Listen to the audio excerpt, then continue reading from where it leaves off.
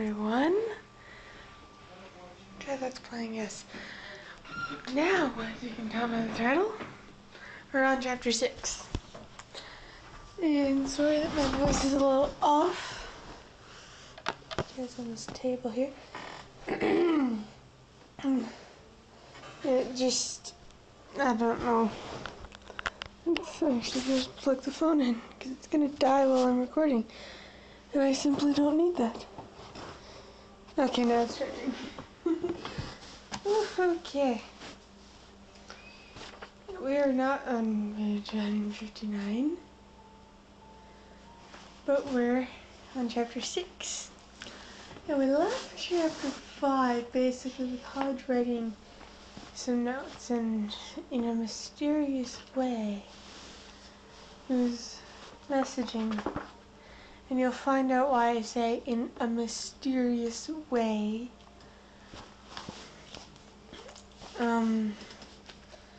Near the end of the book. I'm still not going to spoil you on that. Yeah, still not going to spoil you on that. So, the voice. This is what I sound like when I'm losing my voice. Like it's getting worse. But I have to record this. Because I don't read further until I've recorded this. Like, when I lose my voice can go super high, or it can go low and croaky, and it's not pleasant. But right now I have it, so I was apparently very tired. Normally when I go to bed at like 3 a.m., I wake up at like 10:30. My brother woke me up and I was still really tired at 1. I think it may have something to do with the lack of sleep I do get.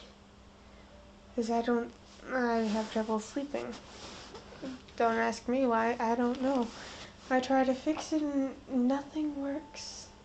Well, anyways, I've been babbling for a while. Let's get on with chapter 6. It's called Forsaken, and you will understand why. I will just tell you what a Forsaken is in the series. It is a human that has been marked with runes or something of a shadow hunter. Well, it's mainly runes from what I understand. That's basically what a Forsaken is. They're marked with a human being, a mundane, marked with runes. But they don't die easily. And they're like mindless almost. In my understanding, they are mindless.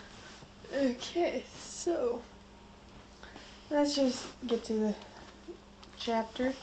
This chapter isn't as long as chapter 5, and there's reasons why. And there are reasons why chapter 5 is split up, and as you can tell, the first part of chapter 5 was a little over 35 minutes. Second part, a little over an hour, which is why I split it into 2 parts and just didn't connect it all. Because, and guys, I hope you noticed the runes on part 2 of chapter 5 on the cover photo. On this cover photo, there's either going to be 1 rune or 2 runes added to that. And the ones I had in chapter 5, I'm looking at my sketchbook because I draw them by hand first. One of the runes is in rats, which is often used in these books, like very often.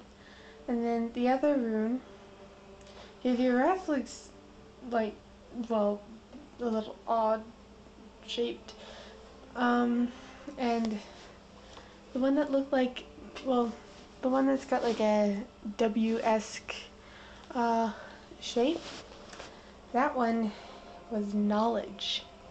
So you're going to have those two runes on this cover photo, as you can see. But I'm going to add loyal to and this is a maybe, and manifest. The loyal to will be a little complicated and will take some time to draw, so that's why this is probably not going to be today, or if it is, it'll be really late, because it is 3:57. I'm recording really late. I forced myself to get up at 1:30.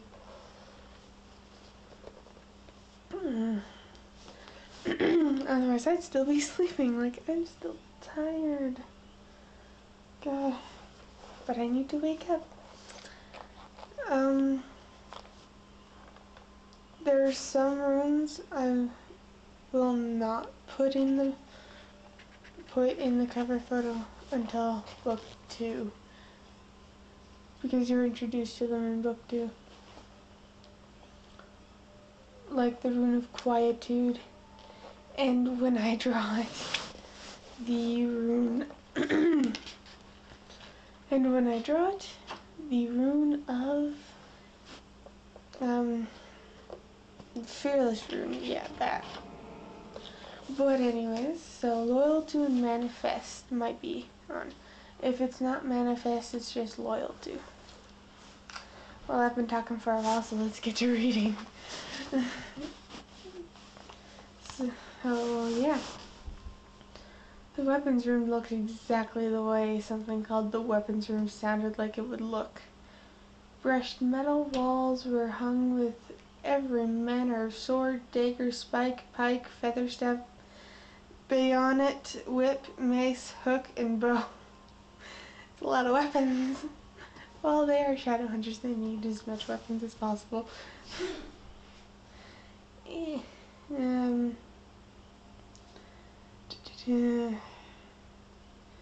Soft leather bags filled with arrows dangled from hooks, and there were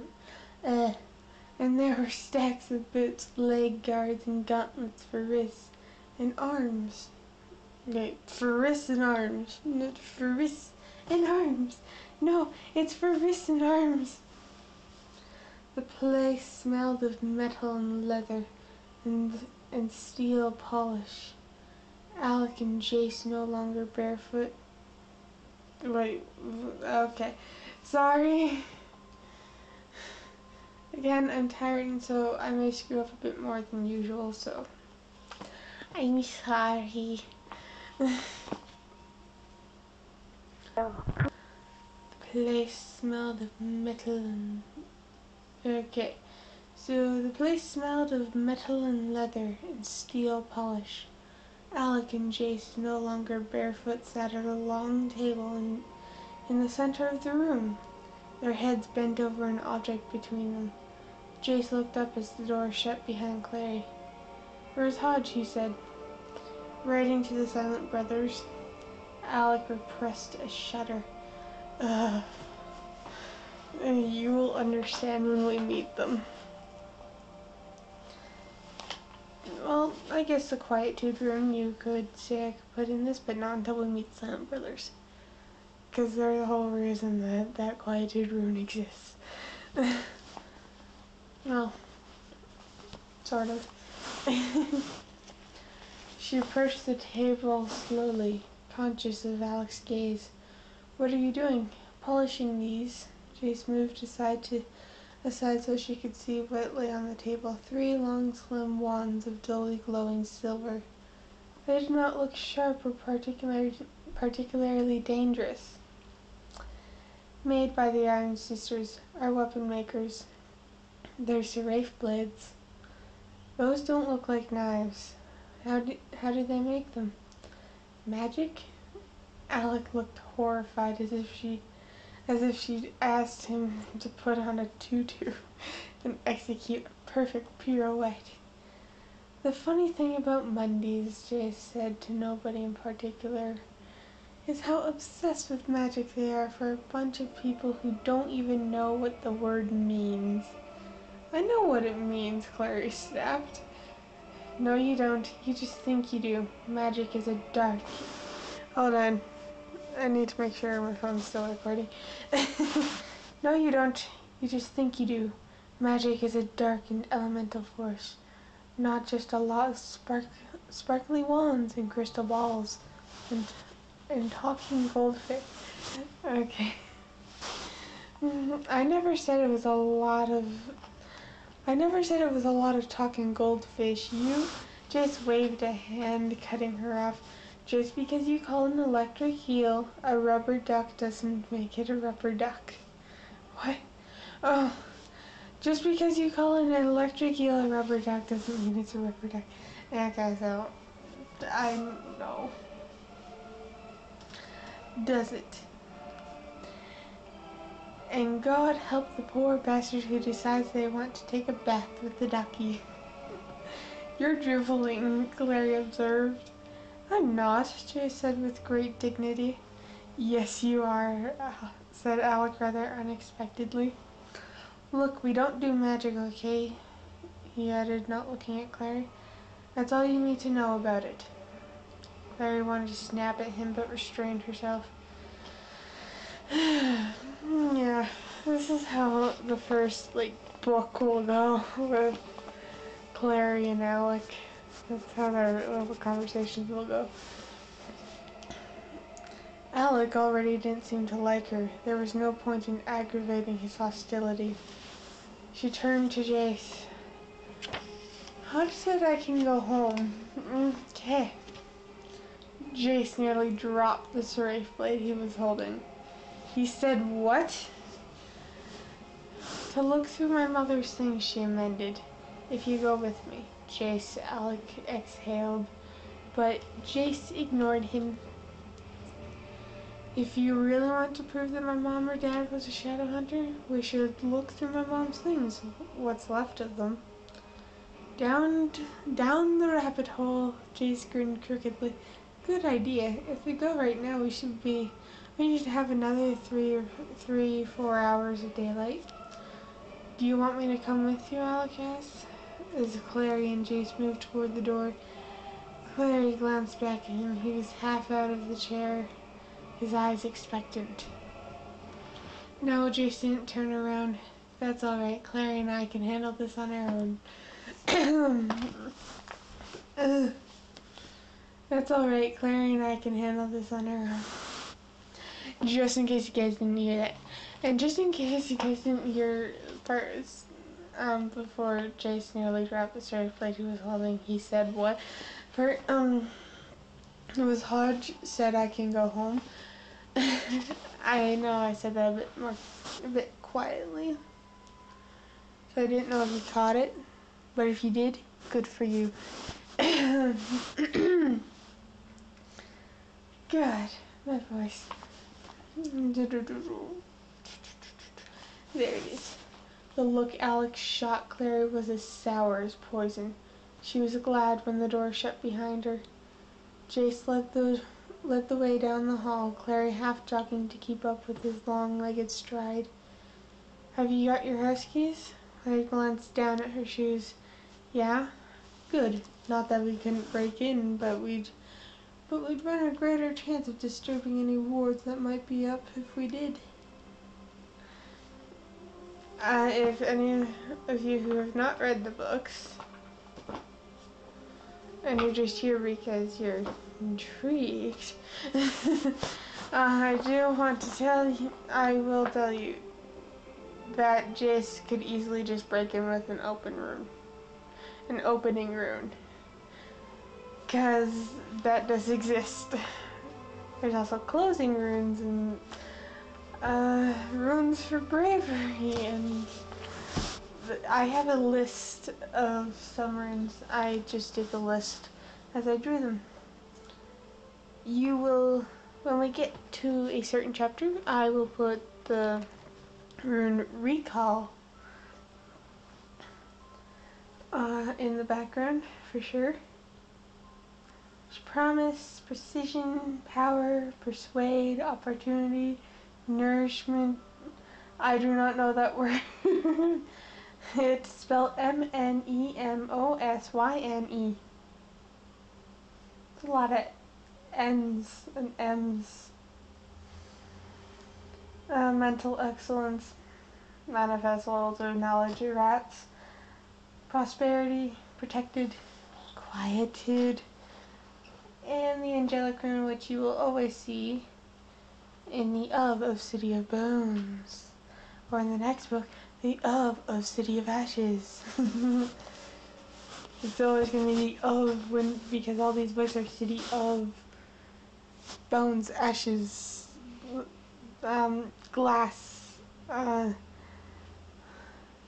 City of Fallen Angels, Lost Souls, and Heavenly Fire. I nearly forgot the fourth book, but I didn't. Yep. So anyway, let's get to this.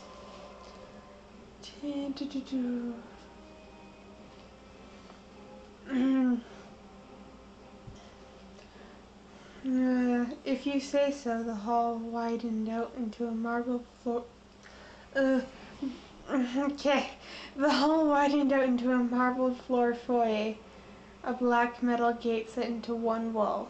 It was only when Jace pushed a button next to the gate and it lit up that she realized it was an elevator. It creaked and groaned as it rose to meet them.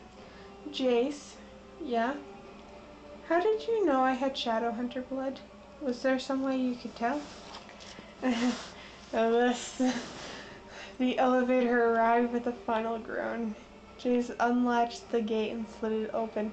Inside reminded Clary of a birdcage, all black metal and decorative bits of gilt. Not the G-U-I-L-T, but G-I-L-T. Gilt. Like, they sound the same. The guilt someone would feel, and then just bits of guilt. Galt. I don't know. Let's just hurry on with this. I'm tired. I guessed, he said, latching the door behind them. It seemed like the most likely explanation. You guessed. You must have been pretty sure, considering you could have killed me. Or turned you into a Forsaken, actually. He pressed a button on the wall, and the elevator lurched into action with a vibrating groan that she felt all through the bones in her feet. I was 90% sure. I see, Clary said. There must have been something in her voice because he turned to look at her. Her hand cracked across his face, a slap that rocked him back on his heels. He put his hand to his cheek, more in surprise than pain. What the hell was that for? The other 10%, she said, as they rode the rest of the way down it to the street in silence. Yep. That's just Jason Clary's relationship. How it just starts. Okay. Sorry, that was like one of those silent nods one will have.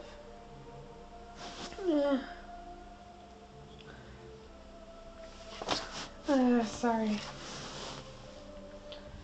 Way down the street in silence.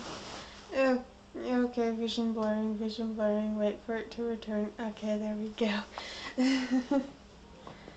Jay spent the train ride to Brooklyn wrapped in an angry silence. Clary stuck close to him anyway, feeling a little bit guilty, especially when she looked at the red mark her slap had left on his cheek.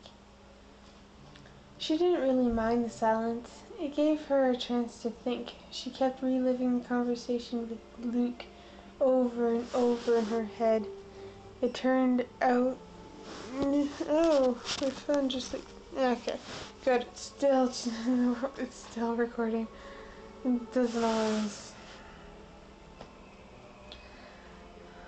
Oh, she kept reliving the conversation with Luke over and over in her head.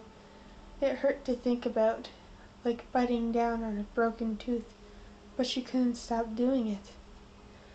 Farther down the train, two teenage girls sitting on an orange bench seat were giggling together. The sort of girls Claire had never liked at St. Xavier's. Sporting pink jelly mules and fake tans. Claire wondered for a moment if they were laughing at her. Yeah, those kind of girls I'm not a big fan of either, but if you are one of those girls, I'm sorry. Not something I would necessarily like. Especially fake tans. I'm really pale, but I actually have tanned. My arms are actually really tanned compared to other parts of my body. My arms and part of my neck is like tanned, whereas the rest of me is pale. Pale, very pale.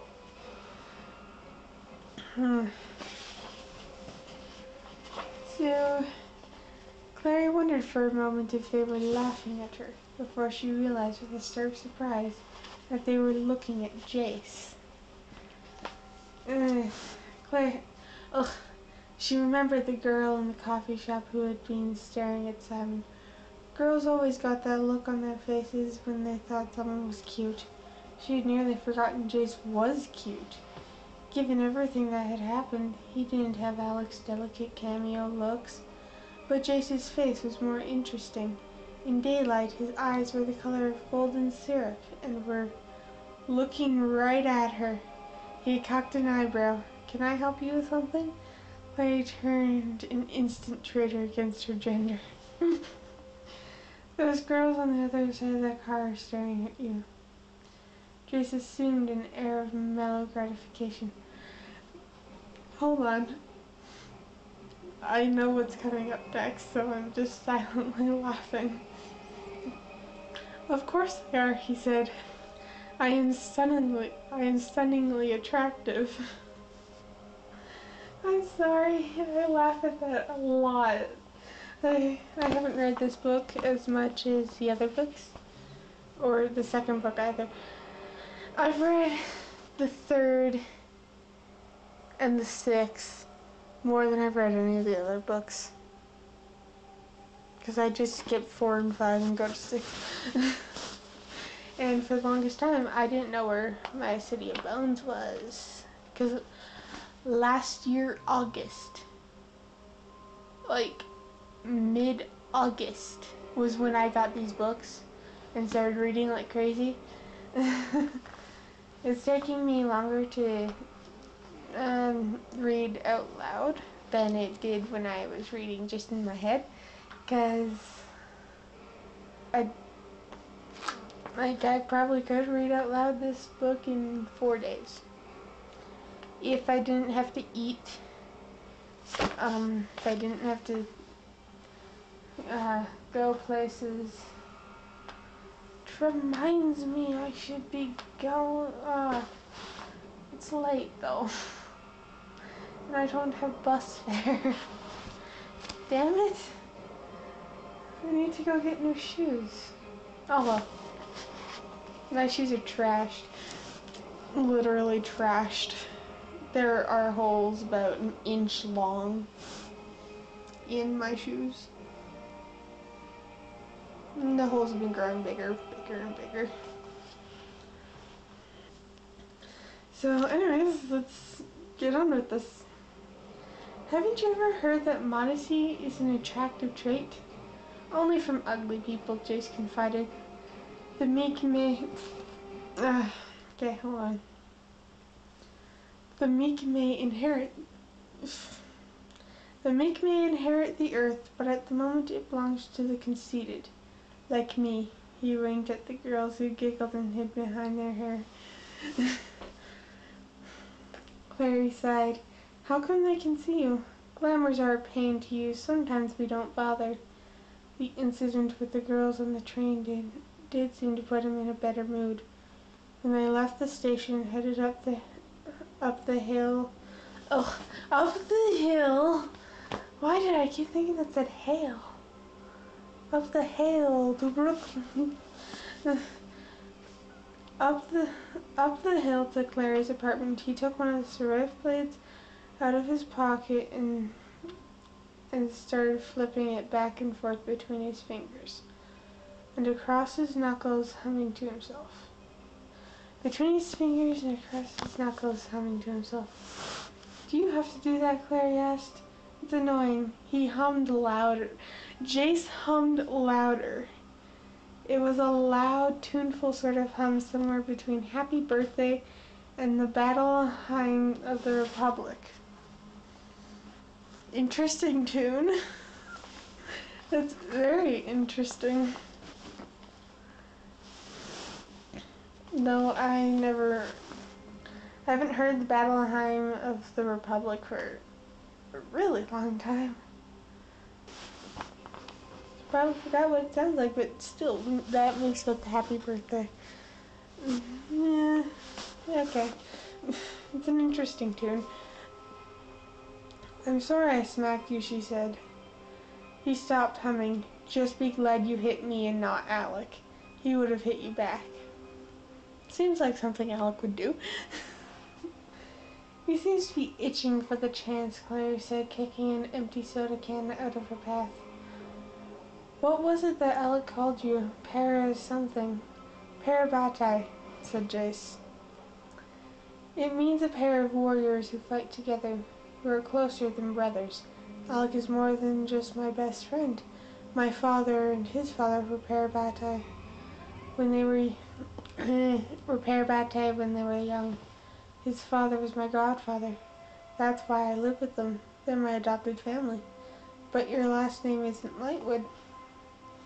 No, Jace said, and she would have asked what it was, but they had arrived at her house and her heart had started to thump so loudly that she was sure it must be audible for miles.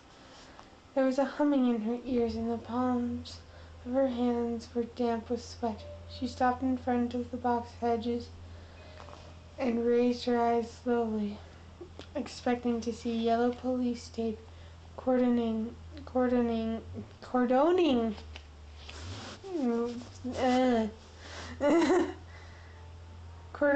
off the front door. Smashed glass littered the lawn, the whole thing reduced to rubble. But there were no signs of destruction. Bathed in pleasant afternoon light, the brownstones seemed to glow. Bees droned lazily around the rose bushes under Madame Dorothy's windows. Under Madame Dorothy's windows. I'm having... Sorry if I'm not really having the best of luck. Shoo. It looks the same, Clary said. On the outside, Jace reached into his jeans pocket and drew out another one of the metal and plastic contraptions she'd mistaken for a cell phone. So that's a sensor. What does it do? She asked. It picks up frequencies like a radio does, but these frequencies are demonic in origin. Guys, I just finished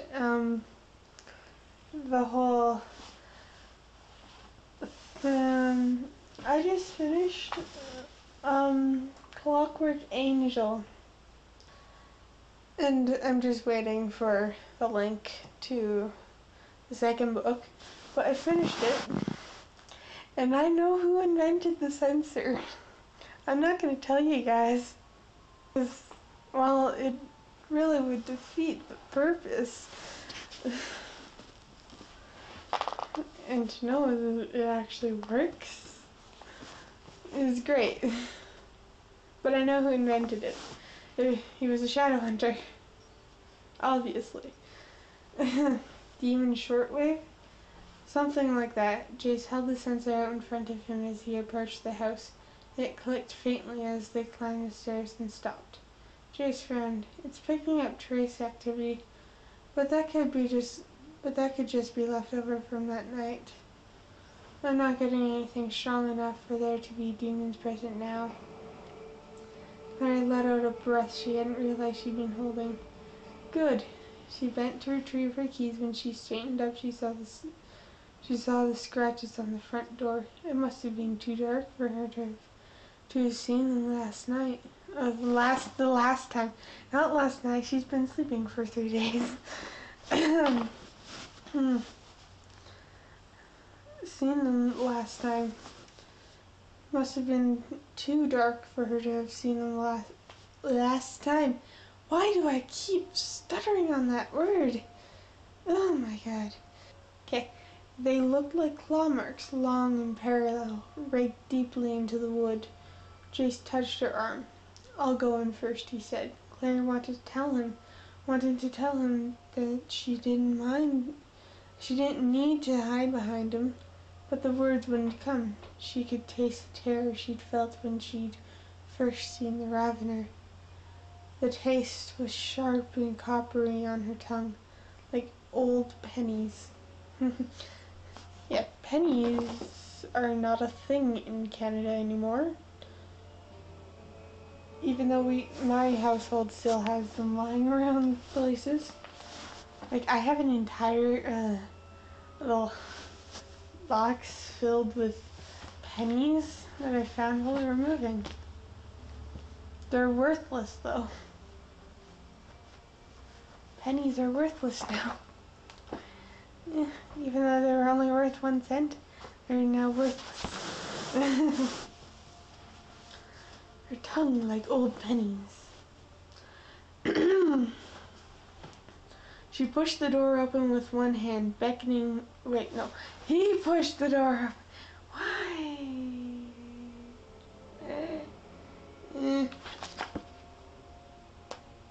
Oh my god. How long have I been recording this? I have to know. Oh. This is going to seem long because of my screw-ups. He pushed the door open with one hand, beckoning her after him. With the hand that held the sensor... Okay, no. He pushed the door open with one hand, beckoning her after him with the hand that held the sensor. Once inside the entryway, Clary blinked, adjusting her eyes to the dimness. The bulb overhead was still out, the skylight too filthy to let in any light. The shadows lay thick across the chipped floor. Madame Dorothy's... No, not this again. Okay. Madame Dorothy's door was firmly shut. No light showed through the gap under it. Clary wondered uneasily if anything had happened to her. Jace raised his hand and ran it along the banister. It came away wet, streaked with something that looked blackish red in the dim light. Okay. Maybe it's mine, her voice sounded tiny, from the other night. It'd be dry by now if it were, Jace said. Come on. He headed up the stairs, Clary close behind him. The landing was dark and she fumbled her keys 3 times before she managed to slide the right one into the lock. Jace leaned over her, watching impatiently. Don't breathe down my... Guys, I'm sorry, but this one will have so many mistakes, and you can probably hear my voice going, but I have to get this recorded. Just because I'm tired. Don't breathe down my neck, she hissed. Her hand was shaking. Finally, the tumblers caught the lock clicking open. Joyce pulled her back. I'll go in first. She hesitated, then stepped aside to let him pass.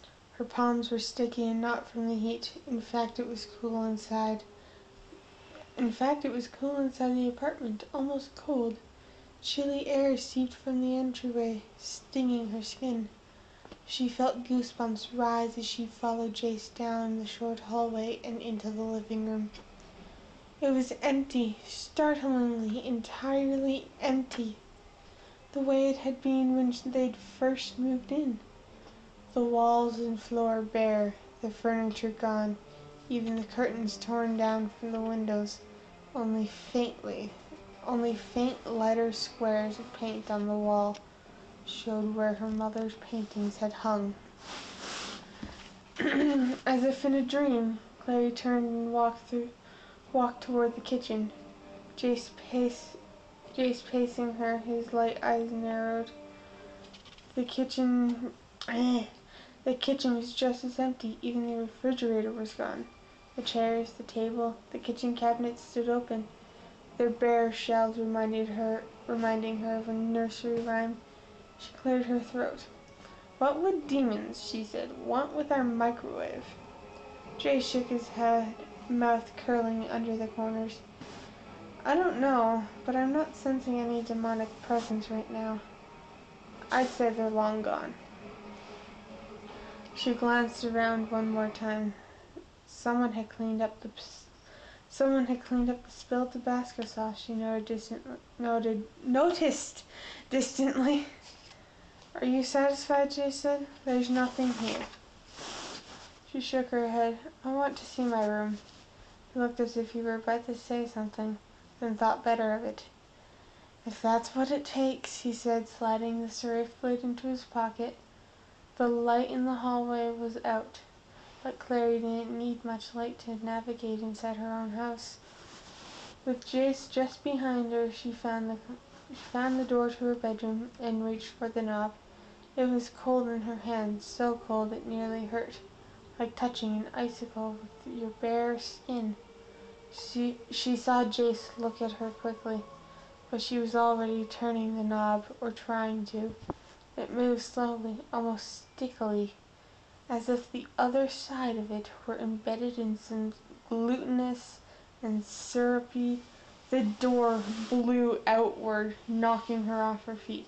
She skidded across the hallway floor, slamming into the wall. Rolling onto her stomach, there was a dull roaring in her ears as she pulled herself up to her knees.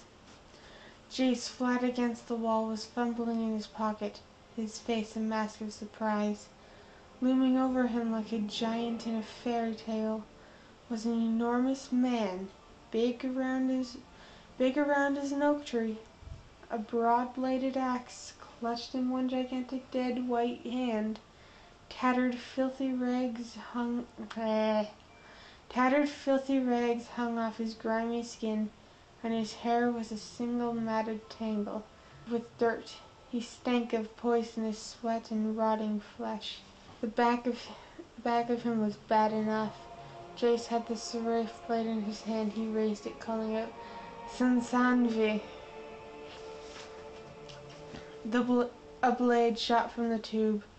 Clary thought of old movies where bayonets were hidden inside walking sticks, released at the flick of a switch, but she'd never seen a blade like this before, clear as glass, with a glowing hilt, wickedly sharp and nearly as long as Jace's forearm. He struck out, slashing at the gigantic man, who staggered back with a bellow. With a bellow.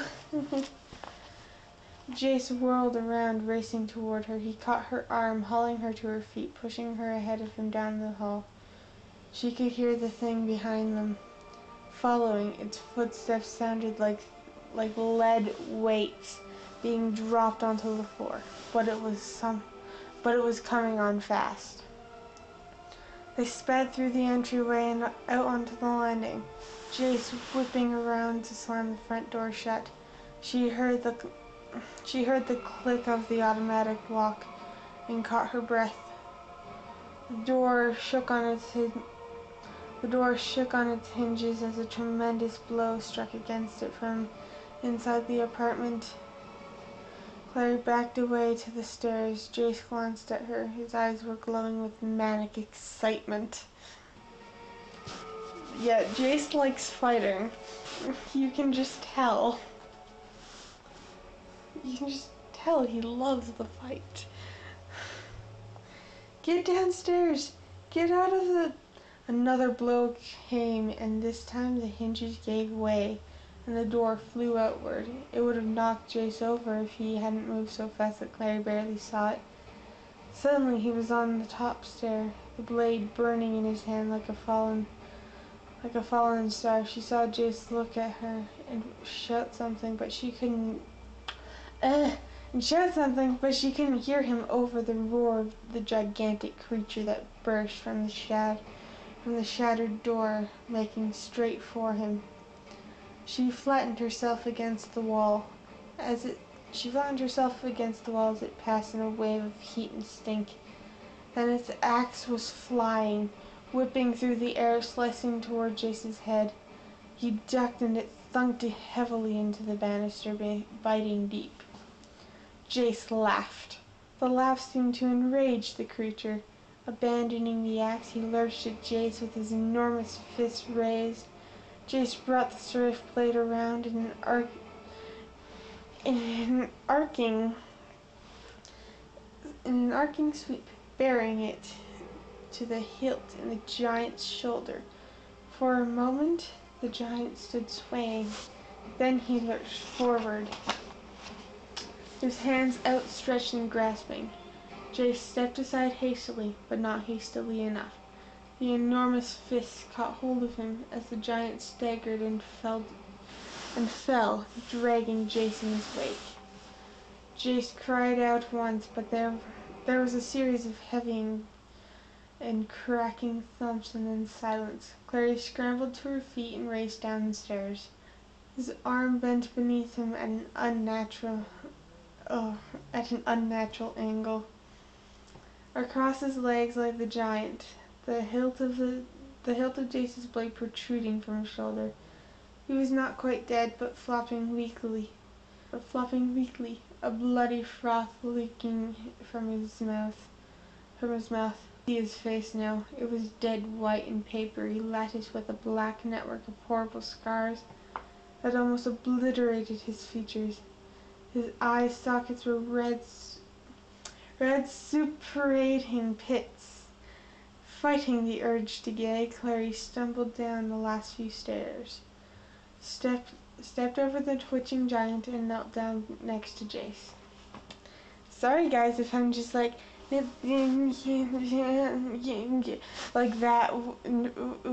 Why can I not talk? I think something's wrong with me. I'm not able to talk well. I can't say what. I'm having trouble saying when. Okay, there we go. Sorry if that's a little odd, but for some reason this is happening when I'm tired. It just happens, I guess. Yeah, we still have a little bit to go. So, buckle in for the ride of me stuttering. So still, she laid a hand on his shoulder, felt his shirt sticky with blood. His own or the giant's, she couldn't tell. Jace? His eyes opened. Is it dead? Almost, Clary said grimly. Hell, he winced. My legs. Hold still, crawling around to his head, Clary slipped her hands under his arms and pulled. He grunted with pain as his legs slipped out from under the creature's spasming carcass. Clary let go as he struggled to his feet, his left arm across his chest. Stood up. Is your arm all right? No, broken, he said. Can you reach into my pocket? Which one? Inside jacket, right side.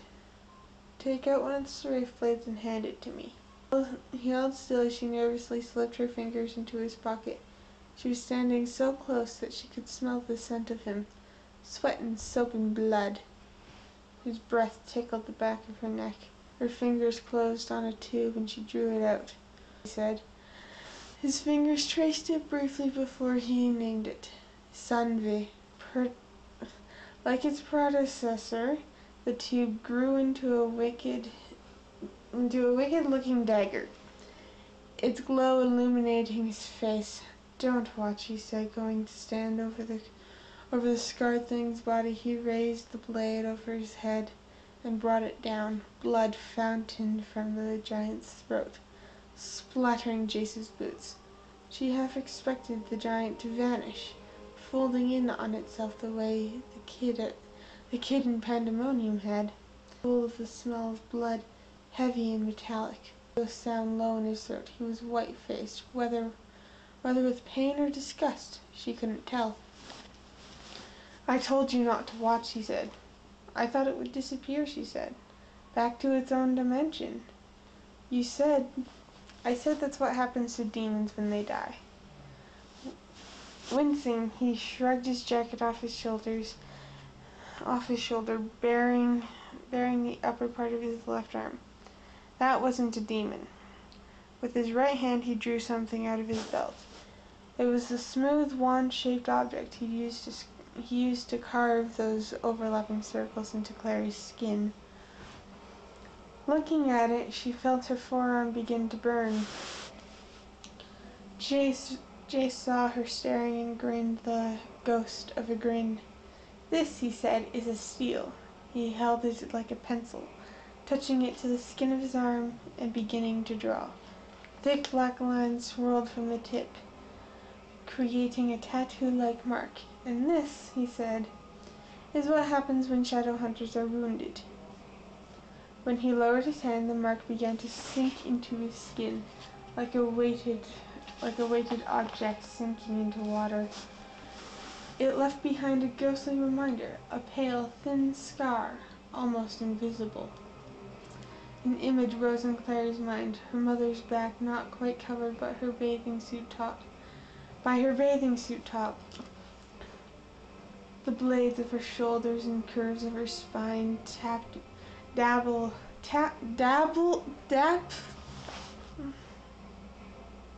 I'm always close to saying a word. And then either I make a T sound or I just don't make the D's. Dabbled. I know I'm taking a while to find my place. Sorry. Yeah. Her spine dabbled with narrow white marks. It was like something she had seen in a dream. Her mother's back didn't really look like that, she knew. But the image nagged at her.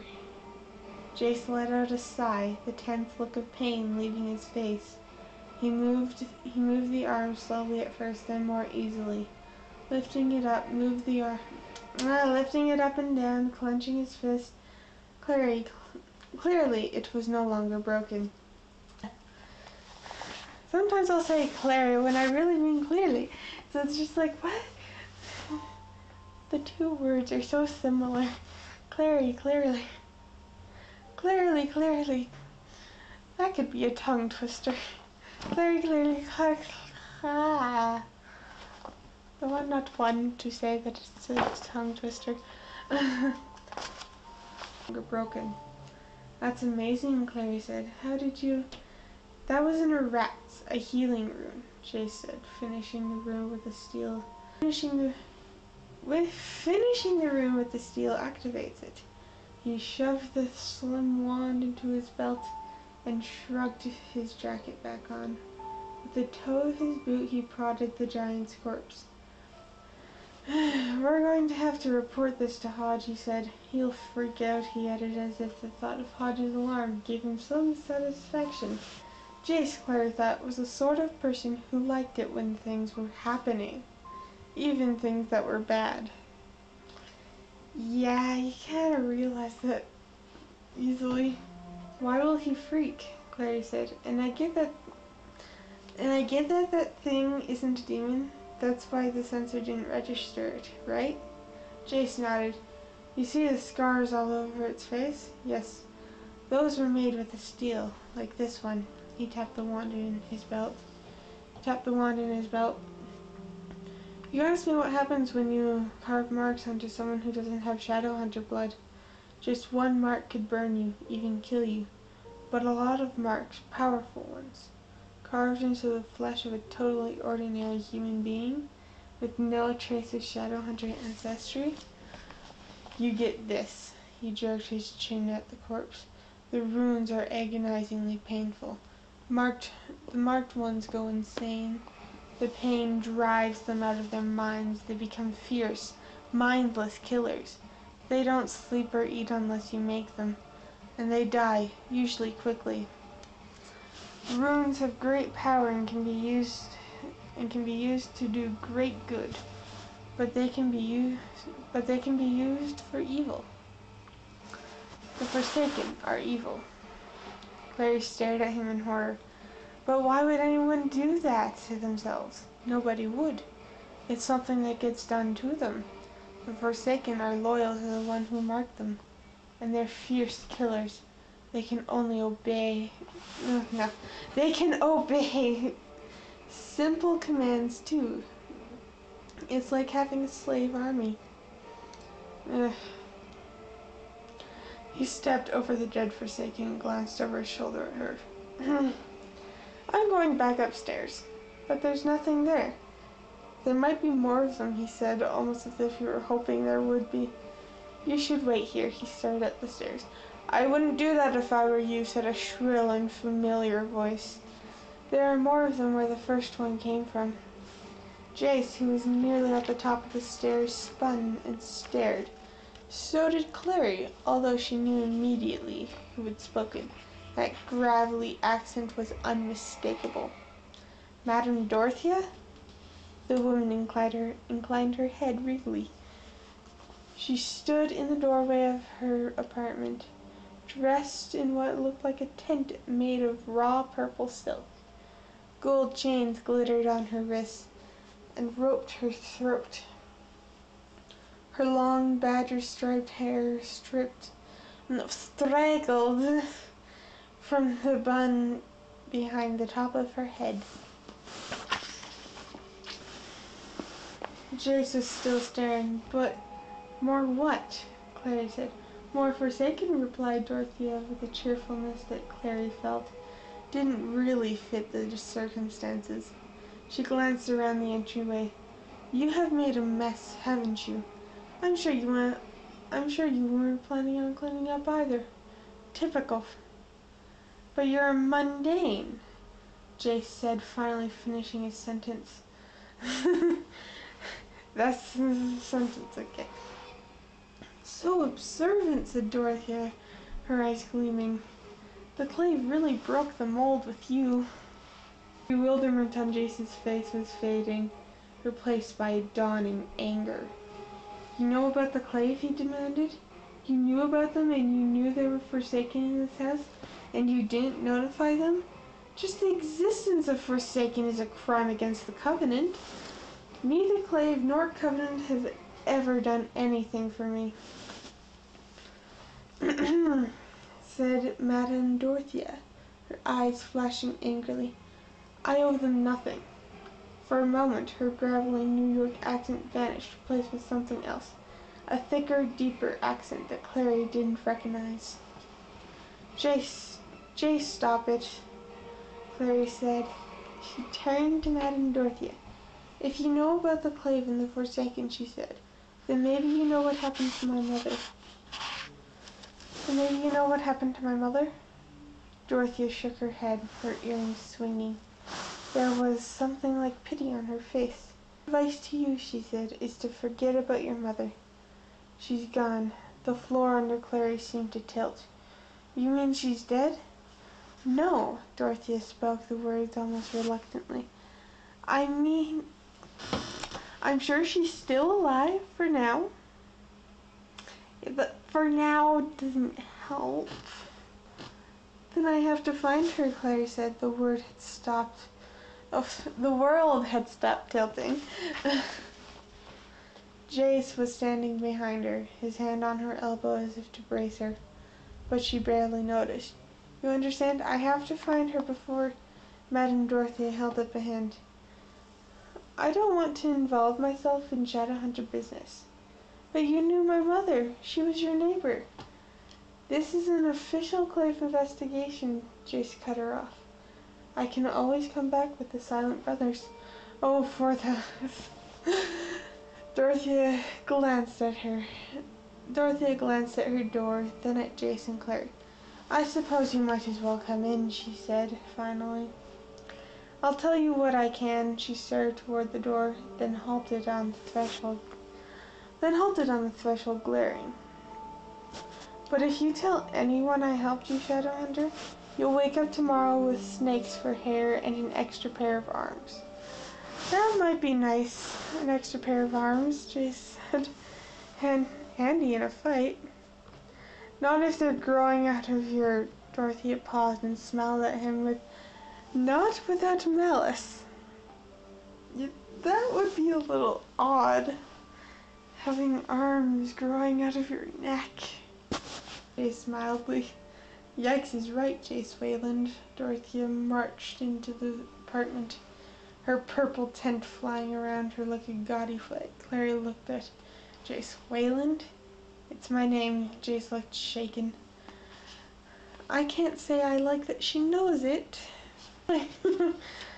Clary glanced after Dorothea. The lights were on inside the apartment. Already the heavy smell of incense was flooding the entryway, mixing unpleasantly with the stench of blood. I think we might as well try talking to her. What have we got to lose? Once you've spent a bit more time in our world, she said, you won't ask me that again. Yeah, you wouldn't. What have we got to lose? Oh, everything? Yeah, that's the thing. What do you have to lose? You have everything to lose. And that was the end of chapter 6 for those of you who do not know. I know this is a long recording. And like I said, the Forsaken are basically people who've been marked with runes. They can be hard to kill unless if you have the right weapons. Like for Shadowhunters, the Swordblades they pretty much kill Forsaken easier than what you will find out how werewolves would kill them. You'll find out that later. Okay. And I think fourth last between I will check. Okay, so somewhere between, I think it's in chapter 22, and I have no idea. Let's see, hold on, how many chapters are in this book? It doesn't really tell you in the beginning, you just have to go to the back of the book. That's the epilogue. There's chapter. Come on, chapter. Precious. Come on, my precious. Come on. God, this looks like a long chapter. Why are those pages so stiff? So it looks like there's 22 chapters, then the epilogue, and then we're into City of Ashes. So, yeah, we're getting there. So next chapter is chapter 7. I need to see how long this chapter is. Not long. Pages. So about as long as chapter 3 was. So guys, yeah, I know this took a while. It's like an hour long. And it's a shorter chapter than chapter 5, but still, it's a long chapter. You all must understand that I will be reading chapter 7 today.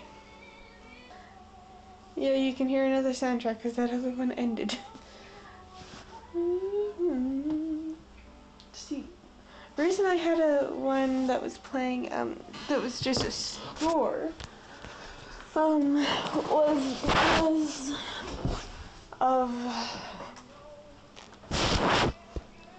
was because I get distracted by the words.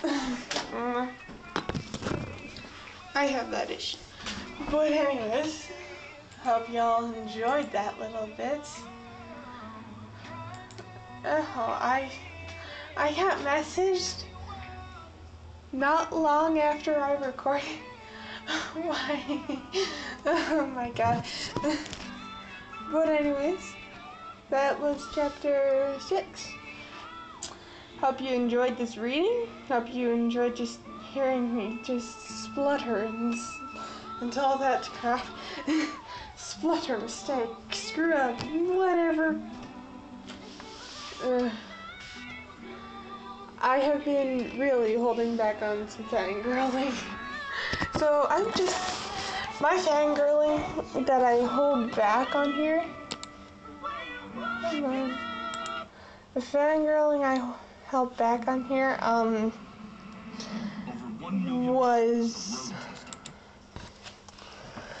the fangirling I held back on here is usually brought back to light when I watch Clary and Jace stuff, because guys, I ship Clary and Jace.